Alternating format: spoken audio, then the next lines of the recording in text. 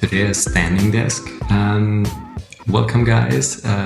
This is probably one of my favorite things to talk about and also to watch here on YouTube. It's What's in My Camera Bag, wedding edition. And I'm gonna tell you one thing that almost no one talks about when it comes to gear, and I'm very excited about it. So let's start.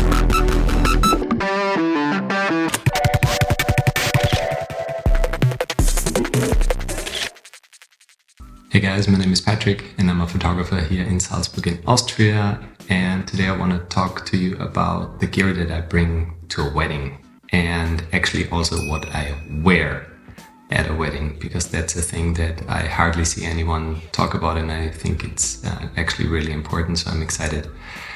I'm gonna start with the obvious one, which is the backpack I'm bringing to a wedding, and it is the Peter McKinnon Nomadic Camera Pack.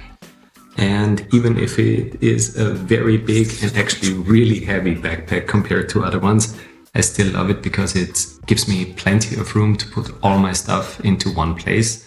And I love having only one bag with everything in it, so I don't have to worry about to bring different types of bags and have to wonder if I put my accessories in another bag or what have you. And I love the aesthetics. I love the matte black. It's already a bit worn, and I love the interior of it, and also the customization that you can do with the dividers. And so I think it's a great one. And even if it's a bit expensive, I think it holds up to its standards, and I love this bag, so this is my go-to.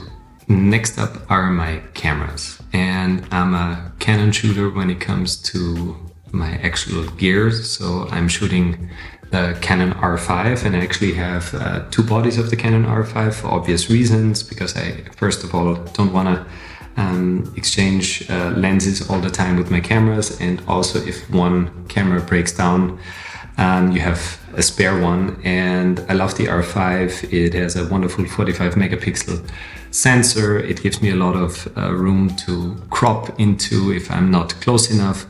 The autofocus is amazing. The silent shutter is amazing. And I used to shoot with a Canon 5D Mark IV until the R5 came out, and I never thought I would say this about a mirrorless camera, and I always was a bit hesitant. But ever since the R5 came out, I'm totally in love. I got my first one, and I think a week later, the second one, after shooting one wedding with the R5 and the 5D Mark IV, and it was like going back into the Stone Age or in medieval ages with the 5D Mark IV, because it was just so different. So I'm very pleased with my setup here. It also gives me a great opportunity to do snippets of video. If I want to do that at weddings, it's fairly easy. It's only basically two buttons that I have to press to record actual nice video footage. And I'm not gonna change it anytime soon. Staying with the R5, and you maybe saw it up here, this is just a little thing. It's basically a sensor hood or a camera hood from Condor Blue. They're all, I think, aluminum. I just love the look of it, and I also always know that they are mine whenever I see them lying around, and I just think they're awesome. So if you're a camera nerd like me, you should get one of these. Also, still staying with the R5 is looking inside, and here I have my trusted Angelbird CF Express Type B, and also my SD cards from Angelbird. I just recently switched with all my SD cards and CF cards to Angelbird. I love their look, the style, and the quality is really great, and also it's an Austrian company, and I really like that. And as you saw, that there are two memory cards in the R5, which I love. It's because of also safety reasons when it comes to weddings. So I simultaneously record all of my shots to both cards. So if one breaks down, you still have the recovery one, and this puts me a lot at ease. So I love this. And I'm rocking a 512 CF Express Type B and a 256 gigabyte SD card, so that should get me through a normal wedding day fairly easy, so I don't have to worry about exchanging cards during the day. And this times 2 gives plenty of storage capacity. I don't know, is this even good with the hat? I usually never wear a hat, but today I thought it fits to the outfit. So let me know in the comments, hat or no hat. One thing that also goes in the R5 is obviously batteries, and I still use the Canon batteries. There's an updated version that was released when the R came out, and also the R5. It's about 15% more storage capacity of energy. And my previous one, the 5D Mark IV, also used the same Canon batteries. I use 5 to 7, 8 that I bring on one day, so I never have to worry about if I have enough battery and don't have to charge in between. But I also bring a charger just in case. Next up are lenses. I take up to 6 lenses to a wedding because I don't get to see the venues beforehand most of the time. And I still want to have a good variety of not missing out a shot. I have my favorites, but I still bring about 6 or maximum of 6 lenses. And starting off with my trusty 24 to 70 f2.8. I've had this lens for 12 years. It was my first L lens, Canon L lens. It's those with the red ring here that I bought.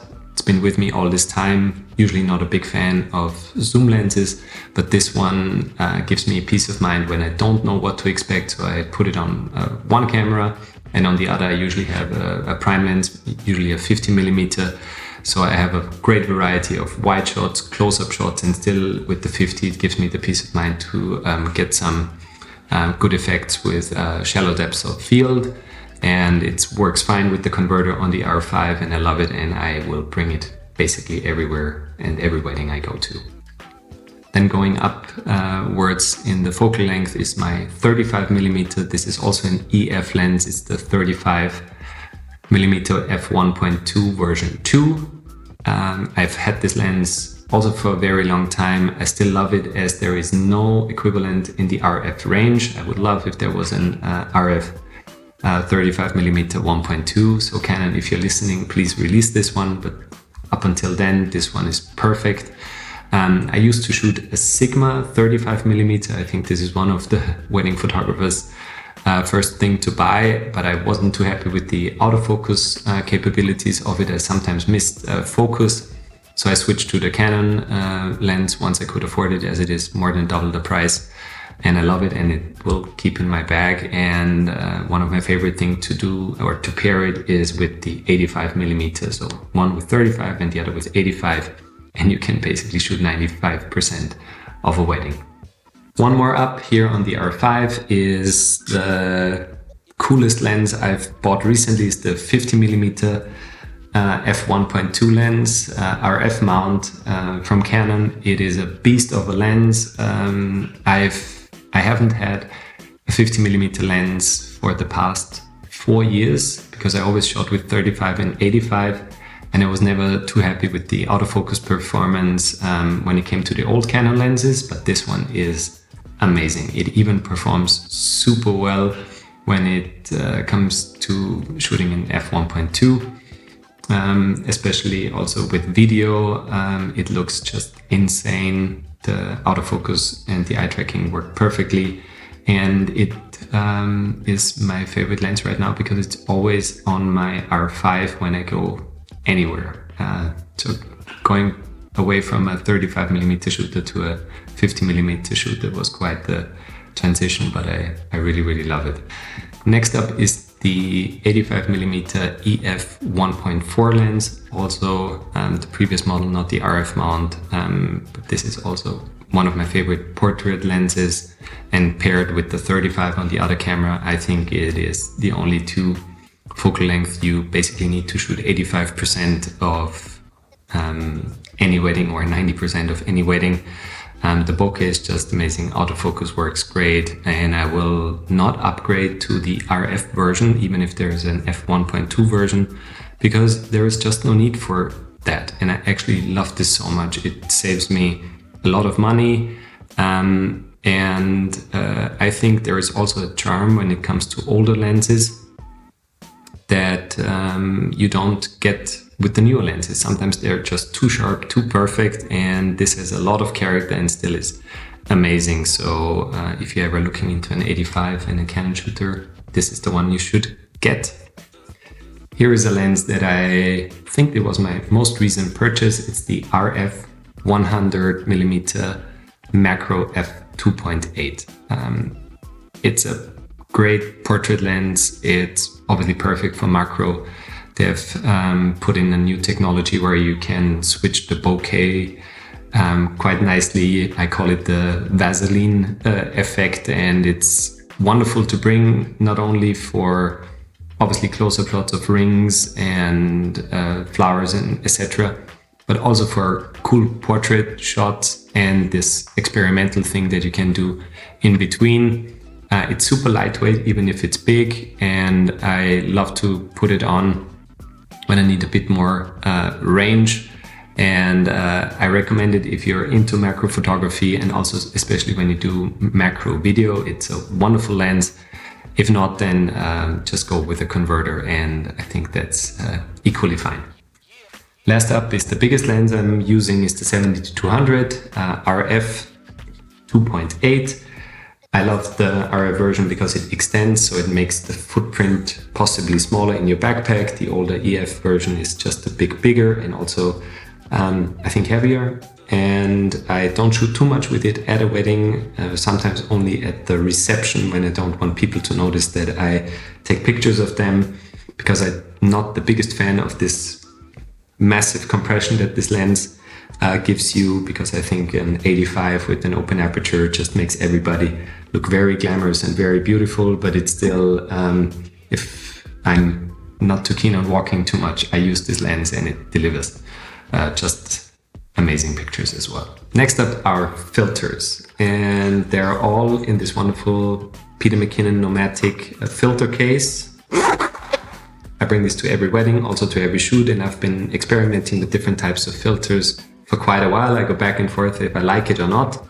I want to talk about Pro Mist filters and Cineflare filters. I use 3 different types of brands with the Pro Mist filters. One is Moment, the other one is Nisi, and the third one is Tiffen. Tiffen is, I think, the most well-known of the brands.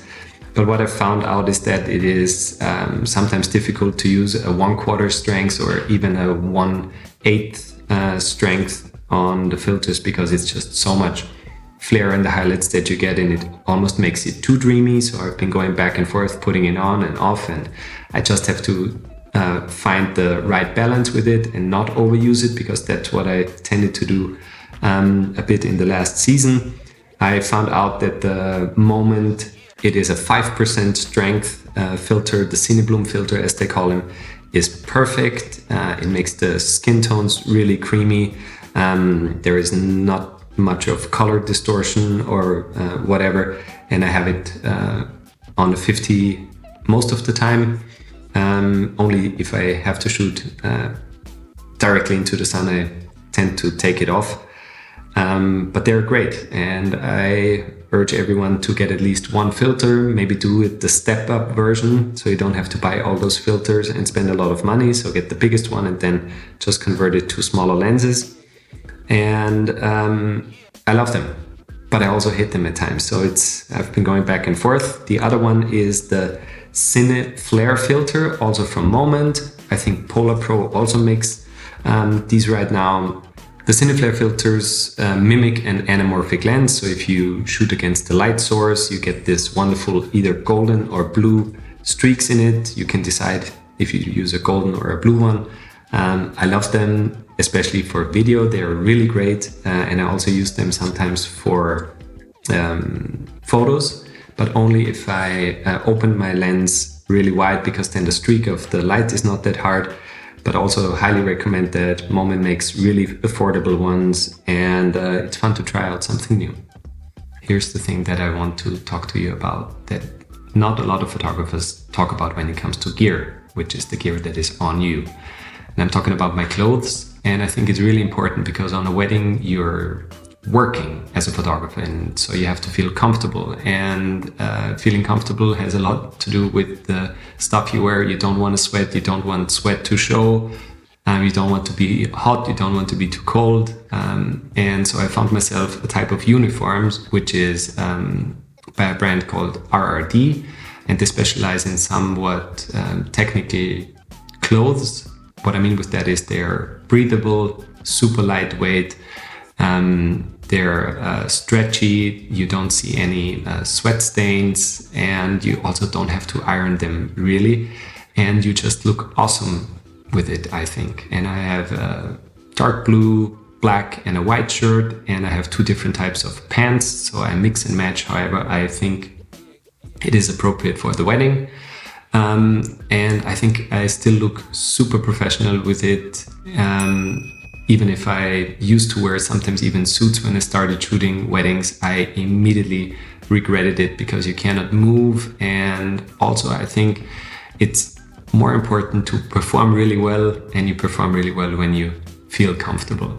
Which brings me to the other thing, and I'm the guy, the wedding shooter that will come to your wedding with sneakers. So I usually rock these type of sneakers because they are super comfortable, and they also don't make sound, so noise on the floor when you walk. They don't squeak, and they're also not like dress shoes where you make like click click click sounds. And I found this to be super important, especially when you are in a church or during the civil wedding where you want to walk around and be really like ninja like, and you don't want to be heard. So these type of Nike sneakers that I used, I love them even if they are a bit flashy, but I think that's just fine, and it suits to the rest of my uniform.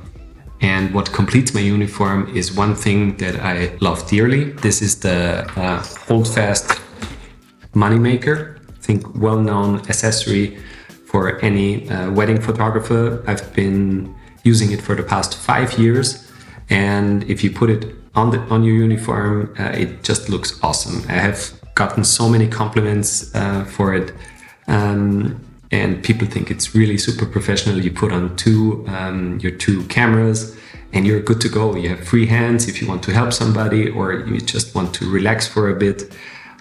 Even if the price tag with 230 euros is a lot, but it's super well made. And I say it's a lot because as a European, you also have to pay shipping and taxes. So it runs you up to like, I think $400. But it's still worth it. But if I would get one right now, I would use their vegan leather version that they have in a lot of different types of colors. And together this whole outfit completes my uniform, and I think it's just amazing. I don't have to think about what I'm wearing at a wedding. I think I look super professional, and I have a good time wearing it because I can perform at my best if I feel comfortable. So that's my tip. Go out for a cool uniform that you actually love to wear and look good in. One more thing that belongs to the clothing aspect is I always bring a puffer jacket. Because it can get cold, you can get cold because it's an exhausting day, and it's super nice to feel comfortable in a jacket, and they're easy to store. It even fits in the backpack. Sometimes I even bring a beanie. It was so cool last year when I had one of my most favorite weddings in Italy. All the guests were basically freezing when they had their dinner outside, and I was super comfortable in my puffer jacket. I put it on and everybody was kind of jealous, so I'm very happy to always bring one.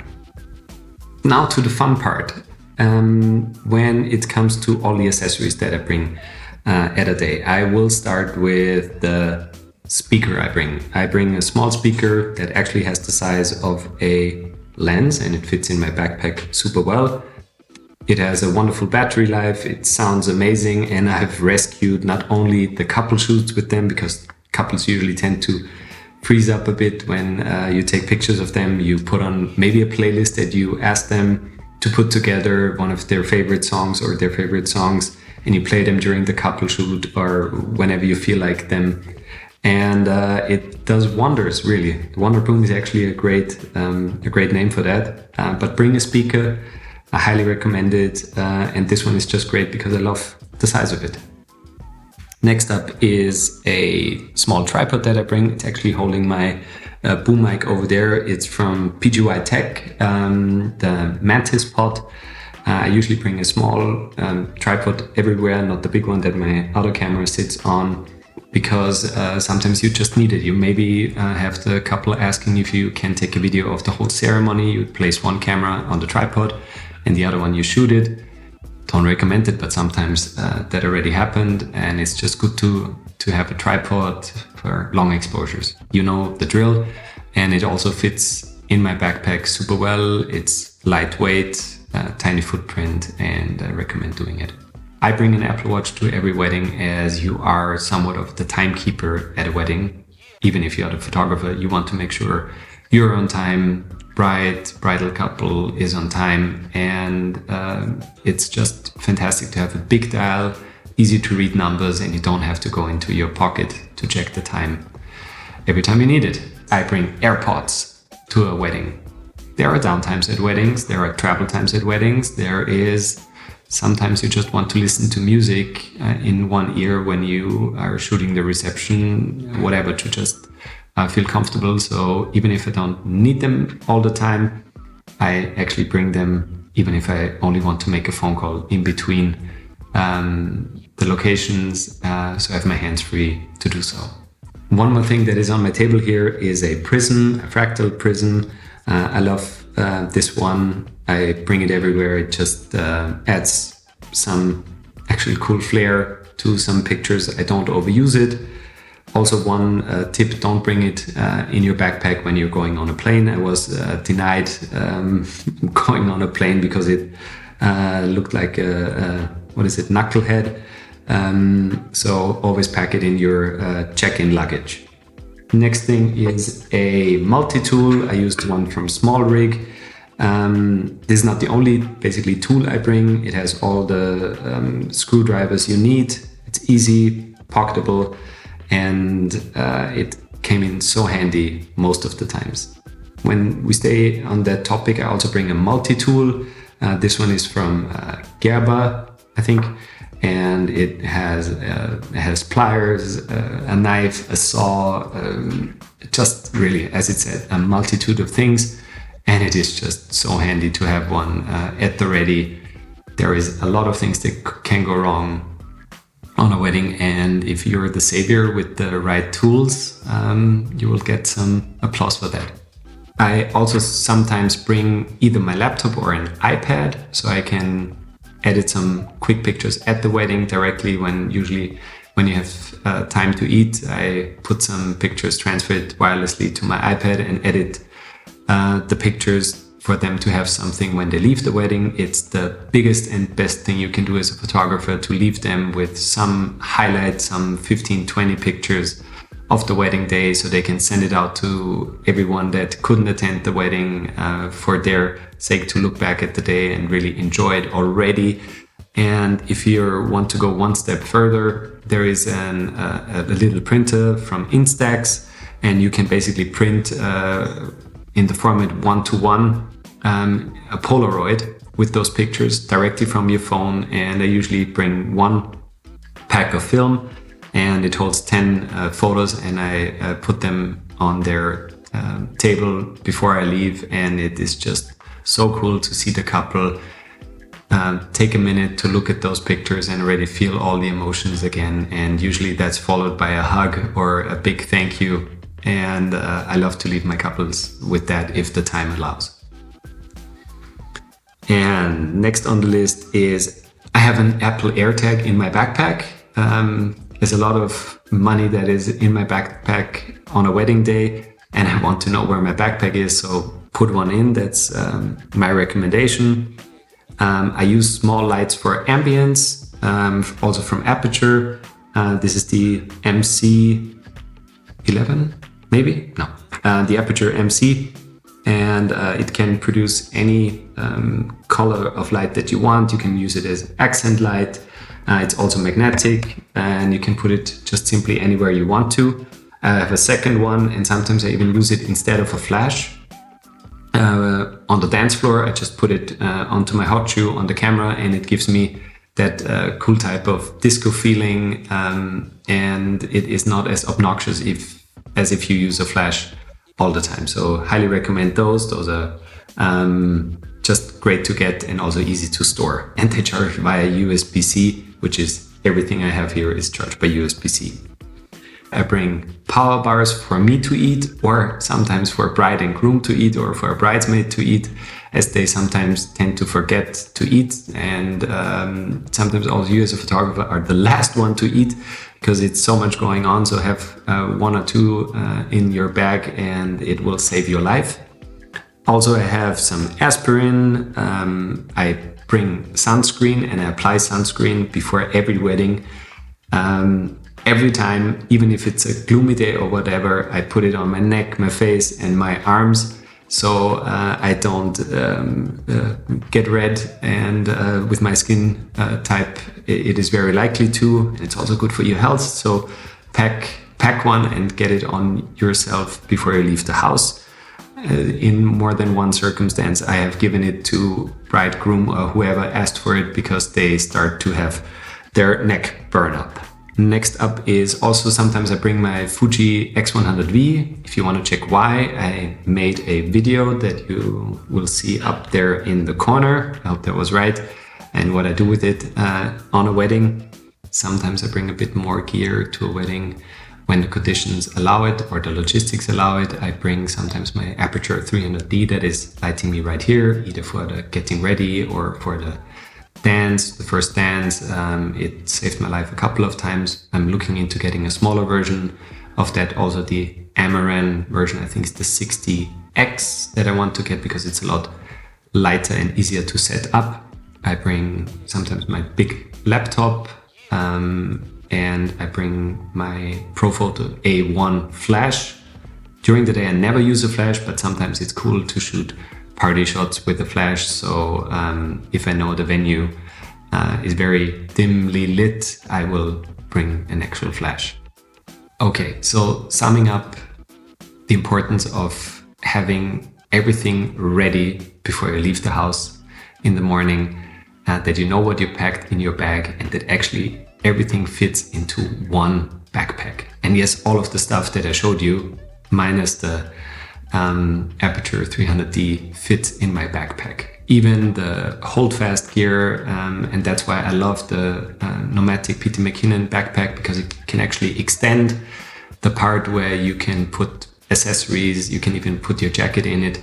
It all fits into this backpack, because sometimes at a wedding you find yourself in a situation where you have to walk, you have to take pictures at the same time, and you want to hold your cameras obviously, and you have to carry your gear. So you have your hands free, you can still move your gear from location to location, and you can actually take great pictures. So that's why I highly recommend find a setup for you that is packable into one bag.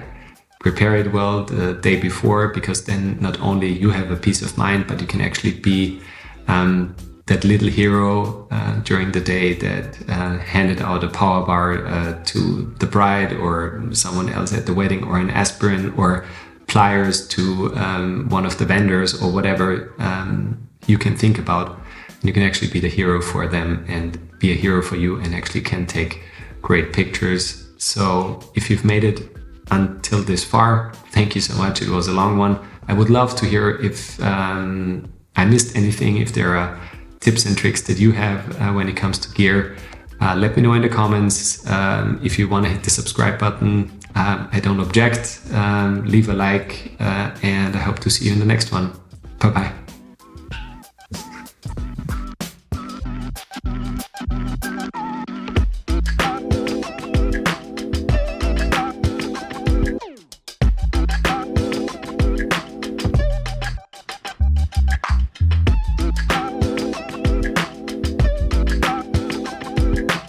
Good.